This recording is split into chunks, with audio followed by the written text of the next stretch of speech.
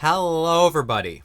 Welcome to On the Bright Side. My name is Daniel, and I am watching Fate Apocrypha. Last time on Fate Apocrypha, we had to deal with Avicebron and his, crazy noble phantasm. He made his golem Adam, and it was kind of like a walking reality marble that could just change the space around it, and then it would become immortal eventually. So we had to deal with that. So we had some interesting alliances. Chiron, Mordred, and Sieg transformed into Sigurd, managed to combine three noble phantasms to destroy it. And that's all well and good. But now what? All the immediate threats are kind of dispersed. And we saw at the after credits scene that it is now daytime for the first time in like 10 episodes, it feels like. That's not true, but it's been a bit. It's been a long night, guys. If you guys are excited for more Fate Apocrypha reactions, then you should subscribe and hit the bell for notifications so you don't miss a single Fate Apocrypha reaction going forward. All that being said, let's begin Though Our Paths Diverge. 3, 2, 1, go. The Gardens. No, you guys went with her, huh? Oh yeah. I agree. Yeah, I was thinking like Achilles and Atalante may not be chill with him. Oh yeah, that.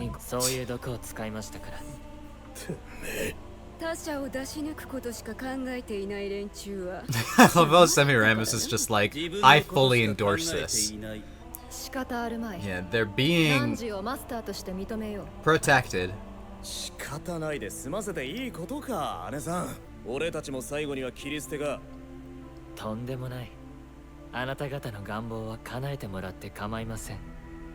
Yeah? How will that work? Oh yeah, I guess we haven't heard his wish. Alright.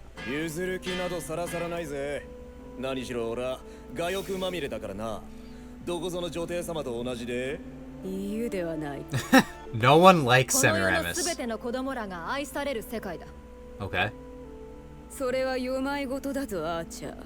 Alright, I didn't ask.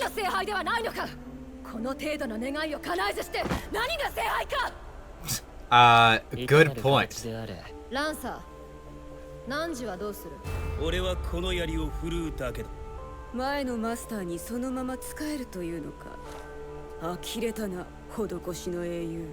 Hero giving.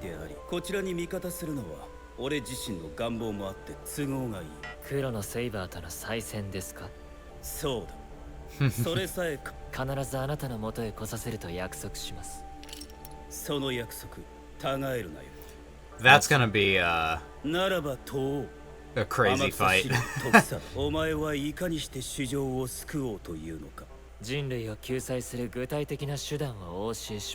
Show us the exact way that you're doing it.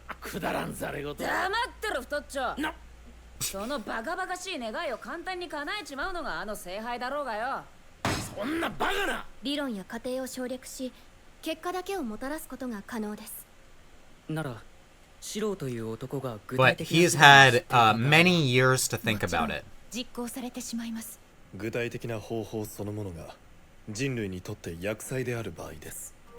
Yeah, I mean like...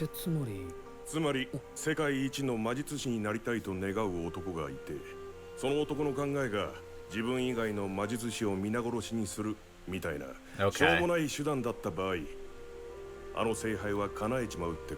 So it's like from what I remember from Fate Zero when Kiritsugu tried to wish that everyone be saved, but he could only imagine saving the many at the sacrifice of the few, even if that meant one person more.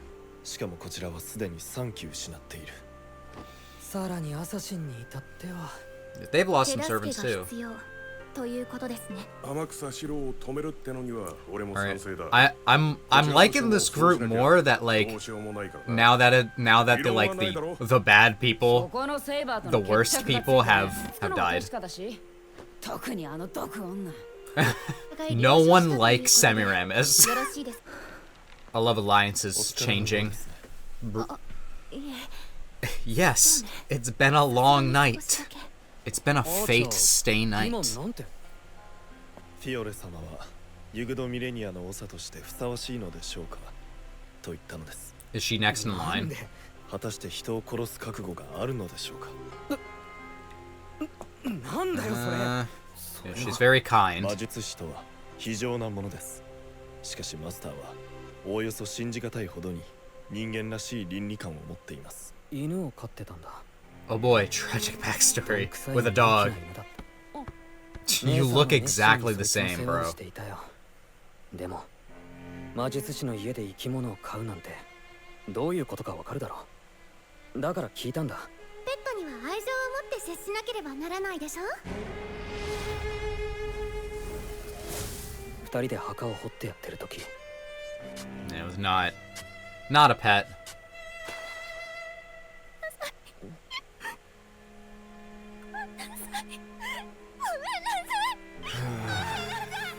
でもなんでわざわざ戦いが終われば帰還するあなたには無関係じゃ。迷う者を導くことが教師の務めです。 Because Chiron is a good guy and yeah, a teacher. マスターにとって頼りはあなただけです。分かっている。姉さんにはきちんと話をするよ。 If you survive. 弟は姉ちゃんの後をついていく生き物だって昔から決まってるんだ。私は黒のバーサーカーのマスターがあなたで良かったと思います。 Yeah, she got a nice one. Not all of you are nice. There it goes. もう終わりか？なんだつまらん。どんなって It just goes whew. ほらよくあるじゃん。 Yeah. 合計2回変身していますね。間違いありませんか？おお。レイジはマキリによって生み出された魔力の結晶体。したがって一度力を失えば基本的に消えるはずです。 Yeah. So, how many more times can we transform? どうした？いえ。俺。残り1角というのが問題です。なのであなたには2角転写しておきました。あ、ずれー。だね。どけよザコが。うるさいガサツ者。だって最後の1角は絶対に使用しないでください。 Okay, so she's trying to prevent that あなた because の状 it's 態は in her 本当 vision. に奇跡的なのですよ。 If all the command spell magical power leaves him, then he might 奪われるようなものなど not have anything keeping him alive. マスターは僕が目いっぱい介護するから。あれ、介護じゃないか。監禁？Okay. 最後の1角は絶対に使わないでくださいね。 Yeah. この世に無償の奇跡などないのですよ。 John, I understand her intention. I feel as though. Oh, is this Shishigo backstory? Oh. I just feel like John cannot stop. この俺の代で終わりを迎えたのさ。なんだそりゃ。養子でも何でも引っ張ってくりゃいいじゃねえか。俺のせいで養子が死んじまってな。どうしようもなくなった。Dang. 魔術師は子孫の体に刻印を移植できなければ積み上げてきた技を失うことになる。この刻印を移植するとたちまち毒が発生する。Oof. 養子が死んだ時点で七号家の滅びは決定した。結局お前が聖杯を欲しがるのは子孫繁栄のためだったってことなんだな。不満そうだな。せっかく人が一族の恥を語ってやったのに。なことより。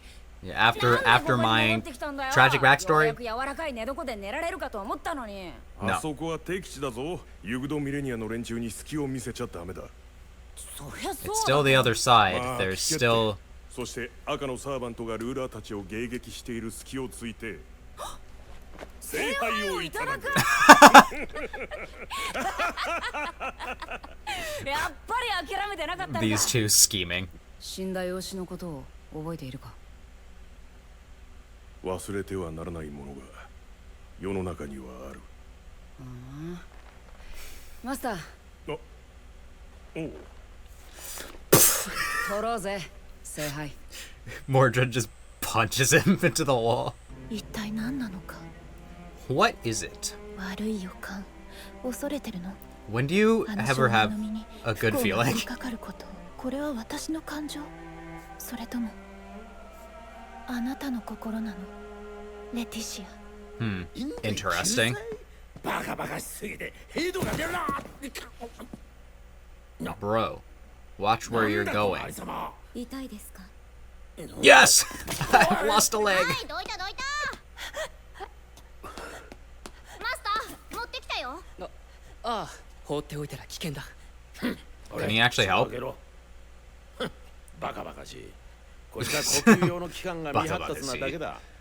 あ、補助用の道具が魔力供給層の内部に設置してある。すぐに取ってこい。 Okay. 早くしろ。僕行ってくる。 Thanks for your help. なぜだ。カオス、サーバント、聖杯大戦、大聖杯、クソったれだ。救済？我々はそんなものを求めたわけではない。どうしてうまくいかなかったんだ。お前がジークフリートを自決に追い込んだせいか。 I did no such thing. お前のせいだ。だがお前のせいだけじゃない。私は間違っていたんだろうな。 Perhaps. そうだお前は間違えていた Yeah, you fucked up. アインツベルンと比較されたくはあるまい我ら無ジーク家が今度こそ追いついてみせるさ。そのために彼らを救うというのか。それでもいいそこから新しい何かが生まれるのならばそこのホムンクルス。ややこしいな。お前たちの悪い They all turn. Ah, Shakespeare. 次元よ。 A fine day. 今日もいい天気ですな。キャスター、お前は知っ Do てい you? たのか。 Yeah, how much did you そのこ know? とですか。もちろん知って God, おりました。 he is あれは so. 正気なのか。マスターは苦難と絶望の道のりを歩み、あの結論に至ったのです。ならば我が輩は万難を排してそれを叶えるだけでして。なぜシローに協力する。それは無論面白いからに決まってるじゃないですか。何しろ人類救済ですよ。この世界に住む60 God, he is so annoying. 彼は聖人などではない。 I do like him. 全人類を救うということは Even though his literal role in this story is bystander. あの17年とこの60年。全神経、全細胞、全筋肉。全魔力を使ってやるさ。 Alright then. Alright, everybody. That was Fate Apocrypha, episode 15. And we are seeing more of the aftermath, kind of the new alliances that are being formed. So I think this is a good episode to like kind of recap, you know, where we are. Because likely next time the new phase of this war is beginning. So I thought we could go over, for example, first of all, who is alive at this point. I have a list of all the characters here. On the Black faction side, most of them are dead. Looking at it, Avicii Braun, Frankenstein, Vlad, Siegfried, they are all dead. Siegfried can still come back in the form when Sieg summoned upon him, so kind of dead. But Vlad, Frankenstein, and Avicii Braun are very clearly dead. So is Darnik. Astolfo's master is dead, but has transferred over to being Sieg. And then there's Jack, who is somewhere eating people, probably. I like how like we've banded together to stop many threats, but we're just gonna let Jack keep doing their thing, I guess. I mean, it's not like really interrupting, like, I mean, how many people have been killed? Probably quite a few, but I guess it's not that crazy to just be all like, there's a serial killer, be careful. But I thought they like to not really get involved with the general public. Avicii Braun's master is also super dead. Also, this picture that I'm looking at has like the heights of these characters. I didn't realize of Viche Braun was a short king. Now, if you look on the red side, now the masters are all, who cares? Because on the red side, all the masters are, in a coma, essentially. Spartacus is dead. And that is it from the red faction. Everyone else is alive, but not everyone is together because Mordred and Shishigo are still off on their own, and they have made a temporary alliance with the black faction. Everyone else, however, Atalante, Achilles, William Shakespeare, Karna, and Semiramis are all still working under Shiro. If you look at it like a numbers game, the red side clearly won that.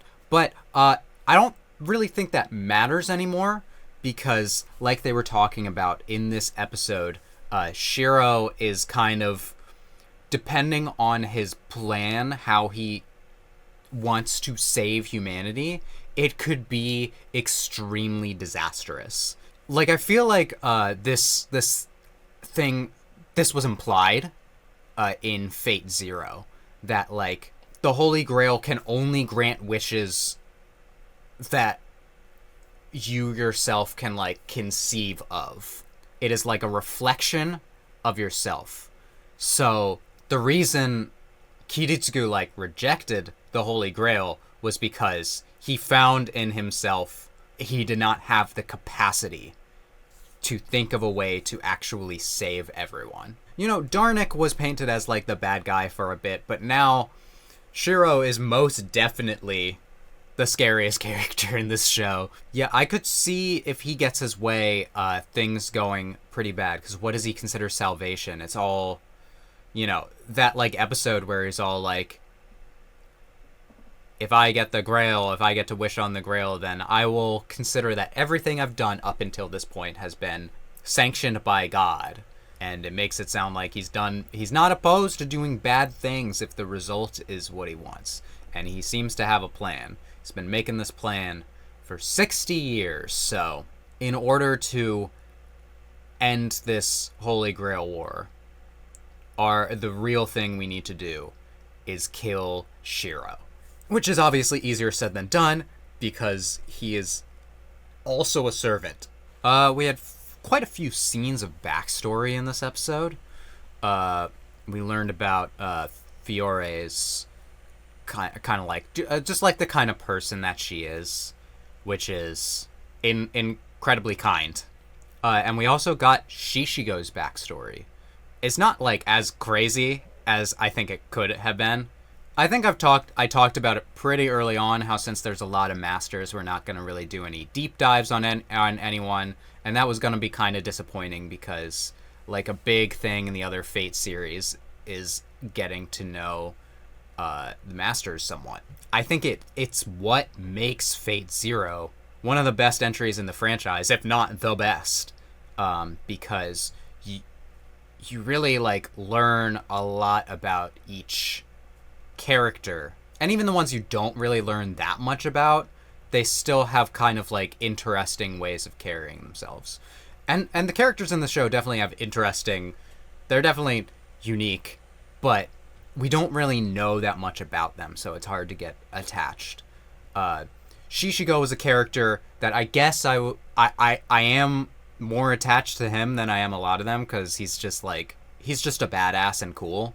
But a part of me wishes that, they could have dedicated more, like a larger backstory scene to him. I think it would have been much more emotionally resonant, his backstory, if it wasn't just told as like, this is what happened. I don't know how much I should compare this show to the other shows, but in like the 24 episodes of Fate Zero, they took 2 whole episodes to go over Kiritsugu's backstory. And obviously he was the main character of that show, whereas Shishigo is not really the main character, but he was like one of the first characters introduced. They had to know that he was going to be very well liked. So I don't know. I just think you could have taken half an episode. I also believe that Fate Apocrypha, the light novels, ends up being longer than Fate Zero. Even though it is the same length, you have less time, you have to adapt things a little bit tighter. I don't know, maybe it got a better scene in the light novel. But even so, Shishigo's story is very tragic and interesting for him. Just this, like, idea that, you know, I want to imagine that Shishigo was, like, a good dad. You know, I think that makes it sad to imagine that he, like, adopted this child, you know, solely for transferring his magic onto the next generation, but then when he tried to do it, it just poisoned them and killed them. There's no way. That is a curse. That is a cruel fate. A cruel fate? God, the amount of times I do say fate while talking about this show, it really makes me realize why it's called that. We also got to learn a couple more of the characters' wishes, like Achilles. Who knows if he's telling the truth? He's like, I want to be a hero.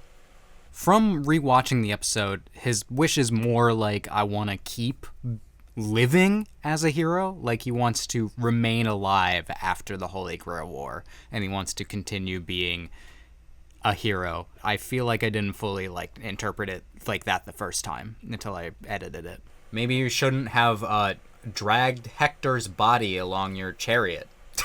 I mean, Achilles is still a hero considered today, but that is a part of him. Like, you know, the thing about a lot of Greek, Roman heroes is that they love to give them fatal flaws, which, when interpreted today, feel like, damn, maybe this person isn't that great. I don't know. I love flawed characters, so that is an interesting thing that is interesting to think about. A lot of people seem to really get annoyed when characters have flaws, but I love it.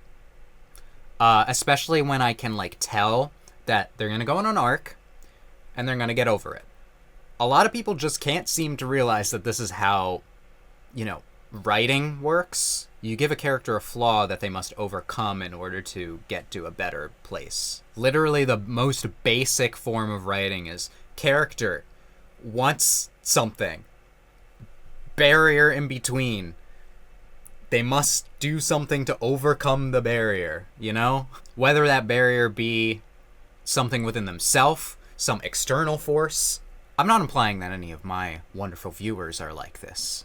I'm just currently I'm kind of rewatching Legend of Korra right now, and a big thing about Legend of Korra is that people really hate when these characters have flaws. Like, the fans really hated it. Like, that Korra was, like, a teenager with flaws. And it's like, yeah, she will overcome them. I do think that season 2 regressed her unnecessarily, but the point is that you know that she'll end up in a different place, or else it's bad writing. Oh yeah, and Atalante was all like, I want to save all the children. She was like, I want to save all the children, and Semiramis was like, bitch. It's like, what did you say? Yeah, finally, I guess I'll talk about Jean, who really, really doesn't want Zeke to die. But she's kind of, like, looking inside herself to be like, why am I so, like, against this? What is making me feel this way? Is it Letitia's feelings? Because she did possess someone's body, so she's wondering if, like, that's the reason. Because, like, as ruler, she should be impartial, right? She should be as impartial as possible. But for some reason, Sig has really made her just, like, feel like, I must protect this boy. It's the dreamy red eyes, obviously. It is interesting. I feel like Jean's story is ultimately going to end in the way that she doesn't want it to, which is she's going to try everything to stop Zeke from sacrificing himself, but I feel like it's the way that he is. He wants to save people. He's not, like, he doesn't know it, but he's going to be a hero, and one of the most heroic things that I feel you can do is sacrifice your life to save people. So I feel like that would be a proper end to his story. I've been talking for quite a bit about this episode, so I'm going to end the discussion here. Let me know in the comments if you want me to elaborate on anything else that happened in the episode. And if you like my reaction to this episode, you can let me know by leaving a like. And you can subscribe and hit that bell for notifications so you don't miss a single Fate Apocrypha reaction going forward. With all that being said, I hope that I can make your day better, and I hope that you continue to have good days. Till next time, take it easy, everyone.